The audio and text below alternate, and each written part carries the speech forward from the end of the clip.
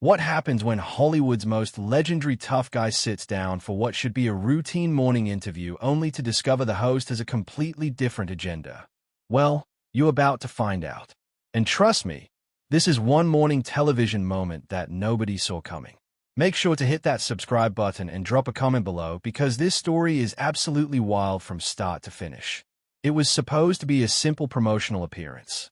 Clint Eastwood, the man who defined cool in Hollywood for over 6 decades, had agreed to appear on Good Morning America to discuss his latest film project. At 94, Eastwood still commanded respect in the industry, and his presence on any talk show was considered a major booking. The network executives were thrilled to have secured the interview, knowing that Eastwood rarely did television appearances anymore. George Stephanopoulos had been briefed on the talking points. The conversation was meant to focus on Eastwood's new movie, his reflections on his career, and perhaps some light discussion about his directing process. Standard fare for a morning show interview. The producers had even prepared a montage of clips from Eastwood's most famous films to play during the segment. But from the moment Eastwood walked onto the set, something felt different. The legendary actor moved with his characteristic slow, deliberate pace, his steely blue eyes taking in everything around him. He settled into the guest chair across from Stephanopoulos, adjusting his jacket with the same methodical precision he brought to everything he did. "Good morning, Clint," Stephanopoulos began with his practiced television smile. "Thanks for joining us today." "Morning," Eastwood replied in his familiar growly voice, his expression neutral but alert. The first few minutes proceeded normally enough. Stephanopoulos asked about the new film, and Eastwood provided his typical measured responses. He spoke about the project with genuine enthusiasm, describing the story and the talented cast he had worked with. His answers were thoughtful and engaging, exactly what the morning show audience expected from the Hollywood icon. But then, Stephanopoulos began to steer the conversation in a different direction. "Clint, you've been in this business for a very long time," Stephanopoulos said, his tone shifting slightly. "You've seen Hollywood change dramatically over the decades. Some would say that the industry has become more socially conscious, more aware of representation and diversity. How do you feel about those changes?" Eastwood's eyes narrowed almost imperceptibly. This wasn't the question he had been expecting, and it certainly wasn't part of the agreed-upon topics for discussion. "Well, George," Eastwood said slowly, "I think good stories are good stories regardless of who tells them or who stars in them. I've always believed in hiring the best person for the job. But surely you recognize that the industry needed to change." Stephanopoulos pressed on that there were systemic issues that required addressing. The temperature in the studio seemed to drop a few degrees. Eastwood's jaw tightened slightly, a sign that anyone who knew him would recognize as a warning. "I think," Eastwood said, his voice taking on that familiar edge that had made him famous in westerns, "that good filmmaking has always been about telling honest stories with authentic characters. Politics and agendas tend to get in the way of that." Stephanopoulos leaned forward, sensing an opportunity. "But isn't it political to ignore these issues to pretend that representation doesn't matter?" "I'm not pretending anything," Eastwood replied, his voice remaining calm, but with an underlying steel. "I'm saying that when you start making movies to check boxes instead of telling stories, you end up with propaganda, not entertainment." The studio audience began to shift uncomfortably in their seats. This was clearly not the light-hearted morning television they had come to see. The camera operators exchanged glances, unsure whether to keep rolling or cut to commercial. "That's an interesting perspective," Stephanopoulos said, though his tone suggested he found it anything but interesting. "Some might say that's the privilege of someone who's never had to worry about representation." Eastwood's eyes flashed. "Privilege, son. I grew up during the Depression. I dug swimming pools and worked in a steel mill before I ever set foot on a movie set. I earned everything I got through hard work, not through anyone's idea of what I deserved because of who I was. But you have to admit that the industry was different then," Stephanopoulos continued, seemingly oblivious to the warning signs. "Opportunities weren't equally available to everyone. The industry was tough on everyone," Eastwood shot back. "I spent years getting rejected, playing bit parts, working for practically nothing. Nobody handed me anything because I was white or male or anything else. I succeeded because I kept working when other people gave up." The tension in the studio was palpable. Now, The producers in the control room were frantically trying to decide whether to intervene or let the confrontation play out. This was either going to be a disaster or the most talked-about morning show segment in years. "I think you're missing the point," Stephanopoulos said, his professional composure beginning to slip. "The system itself was biased. The system was tough." Eastwood corrected. "There's a difference between something being difficult and something being unfair. Life isn't supposed to be easy. Movies aren't supposed to be therapy sessions where everyone gets a participation trophy." Stephanopoulos' face was beginning to flush. "So, you don't think there were barriers that prevented talented people from getting opportunities?" "I think there are always barriers," Eastwood replied evenly. "The question is whether you spend your time complaining about them or finding ways to overcome them." The interview was rapidly spiraling away from anything resembling morning television pleasantries. What had started as a promotional appearance was turning into something much more intense and personal. Stephanopoulos wasn't backing down. If anything, Eastwood's measured responses seemed to embolden the host, as if he sensed weakness in the legendary actor's refusal to engage with his loaded questions. "But Clint, surely you can acknowledge that your generation of filmmakers had advantages that others didn't." Stephanopoulos pressed, his voice taking on a more aggressive tone. "The old boy network, the exclusionary practices." Eastwood's expression hardened. "My generation? You mean the generation that fought in World War II? The generation that built this country into what it became? That generation?" That end quote. "I mean, the generation that controlled Hollywood for decades while keeping others out." Stephanopoulos shot back, abandoning any pretense of journalistic neutrality. The studio fell completely silent. Even the crew members stopped what they were doing to watch this unprecedented confrontation unfold. Eastwood slowly leaned back in his chair, studying Stephanopoulos with the same intensity he had once brought to staring down outlaws and spaghetti westerns. "George," Eastwood said, his voice dangerously quiet, "I think you've got me confused with someone else. I've never kept anyone out of anything. I've hired actors and crew members based on one thing: their ability to do the job. Period." "That's easy to say now," Stephanopoulos replied, his confidence growing. "But the record speaks for itself. How many of your films featured diverse casts? How many women directors did you champion?" Eastwood's hands gripped the arms of his chair. "The record? Let me tell you about the record. Son, I made movies about subjects that mattered. I told stories about real people facing real challenges.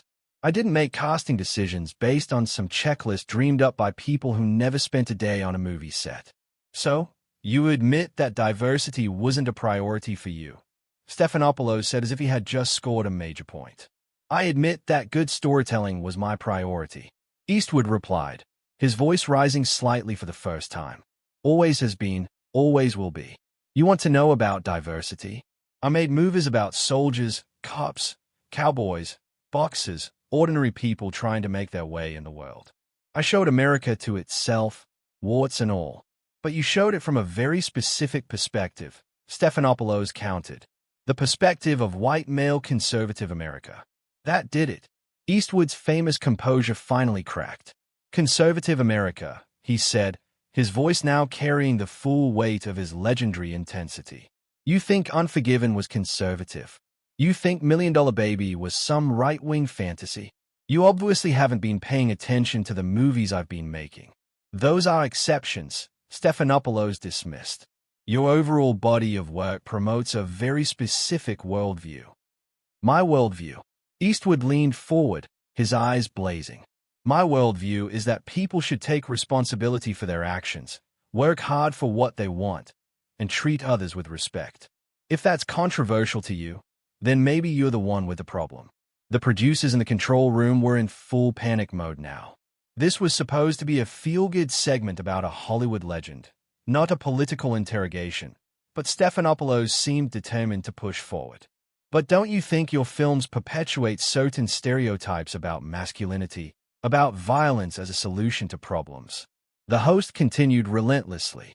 Eastwood stood up abruptly, his chair scraping against the studio floor. The sound echoed through the silence set like a gunshot. "Stereotypes," he said, towering over the seated host. "You want to talk about stereotypes? How about the stereotype that everyone who doesn't agree with your political views is automatically a racist or a sexist or whatever other label you want to slap on them? Stephanopoulos looked momentarily stunned by Eastwood's physical presence, but he pressed on. I'm just asking legitimate questions about your work and its impact. No, you're not, Eastwood said, his voice now carrying the full authority of his decades in Hollywood. You're trying to ambush me on live television because you think it'll make good television. You invited me here under false pretenses to talk about my new movie, and instead you're trying to prosecute me for the crime of making movies that people actually want to see. I think you're being overly sensitive, Stephanopoulos said, trying to regain control of the situation. Sensitive? Eastwood laughed, but there was no humor in it. George, I've been in this business longer than you've been alive. I've been criticized by professionals, by experts, by people who actually understand what it takes to make a movie, but I've never had someone sit across from me and accuse me of being a bad person because my movies don't match their political agenda. The host shifted uncomfortably in his seat. That's not what I'm doing. That's exactly what you're doing, Eastwood replied. And you're doing it badly. You want to have a political discussion? Fine. But don't hide behind journalism and pretend this is about my career. You've got an axe to grind, and you thought you could use me to sharpen it. Stephanopoulos' face was now noticeably red. I'm trying to have a thoughtful conversation about important issues.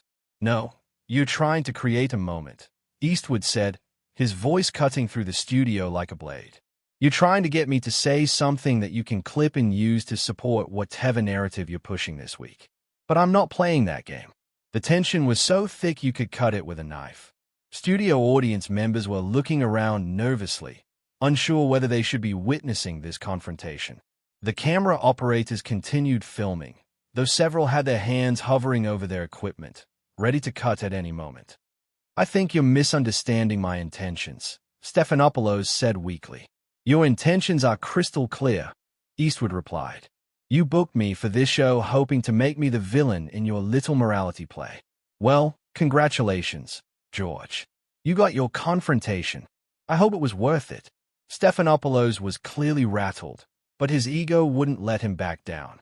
If anything, Eastwood's direct challenge seemed to ignite something defensive and ugly in the host. You know what, Clint? Stephanopoulos said, his professional mask finally slipping completely. Maybe the problem is that you can't handle being questioned about your legacy. Maybe you're not used to someone actually challenging your outdated views. The words hung in the air like a challenge thrown down in the street of an old western town. Eastwood stayed at the host for a long moment, his expression unreadable. When he finally spoke, his voice was deadly quiet. Outdated views, he repeated slowly. Son, let me tell you something about outdated views.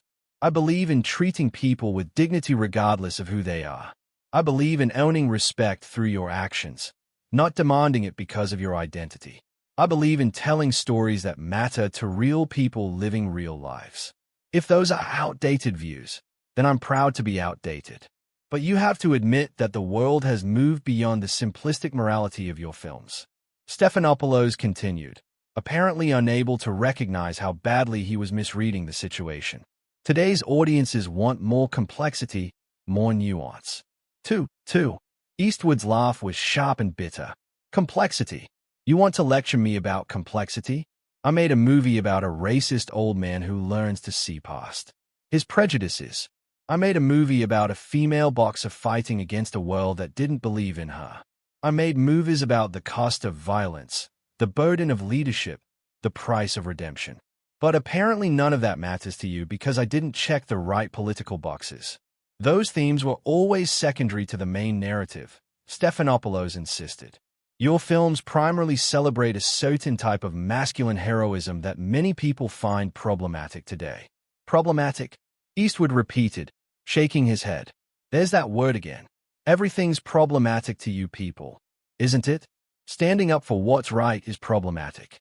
Taking responsibility for your actions is problematic. Protecting the people you care about is problematic.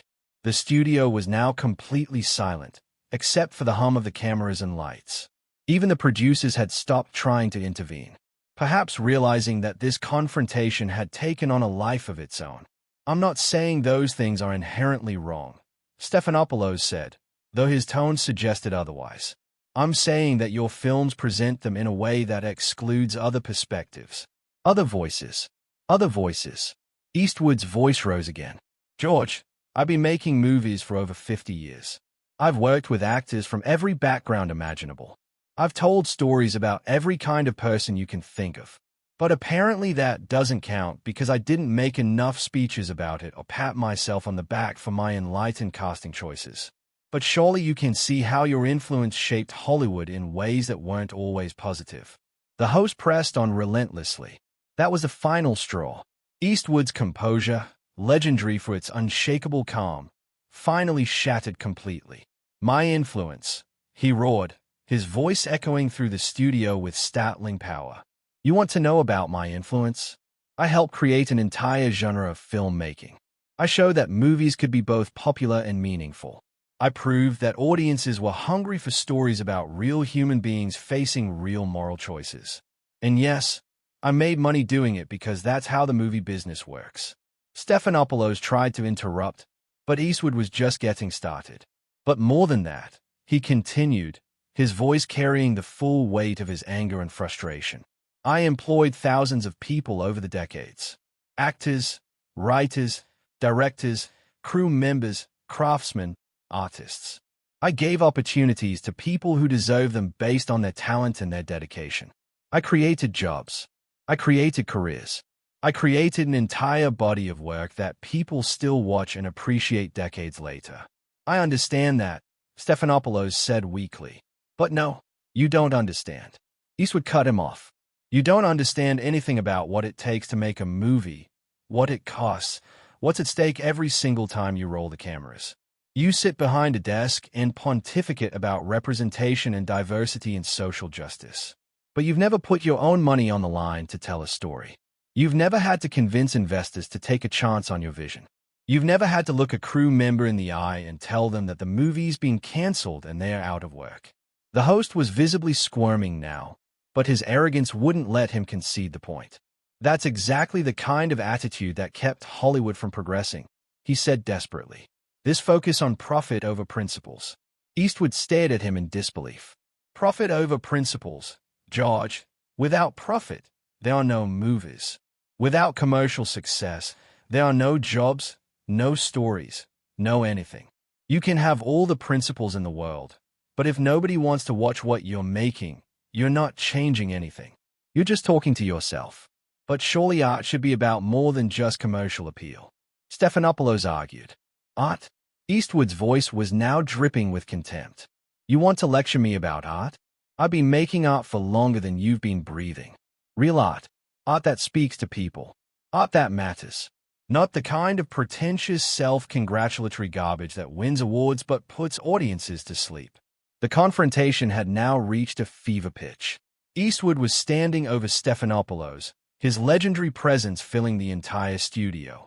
The host looked small and petty by comparison, his carefully constructed media persona crumbling under the weight of the actor's righteous anger.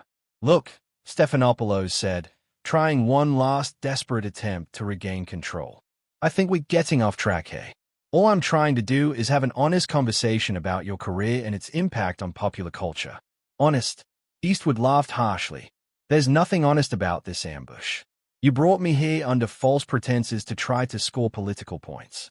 And when I wouldn't play along, you decided to attack me personally. That's not journalism, George. That's activism masquerading as journalism. I resent that characterization, Stephanopoulos said, his voice rising defensively. Resent it all you want, Eastwood replied. It's the truth. You've already made up your mind about me and everything I represent. This whole interview was just an attempt to get me to confirm your preconceived notions. The studio was electric with tension. Everyone present could sense that this confrontation was about to reach its climax. I think you're being unfair, Stephanopoulos said, but his voice lacked conviction. Eastwood looked down at him with something approaching pity. Unfair? You know what's unfair, George? What's unfair is inviting someone onto your show to promote their work and then spending the entire time trying to tear down their life's accomplishments. What's unfair is using your platform to push a political agenda instead of doing your job as a journalist. He paused, his steely gaze never leaving Stephanopoulos' face. But you know what? I'm done with this charade. I came here to talk about movies, about storytelling, about the craft that I love. Instead, IG.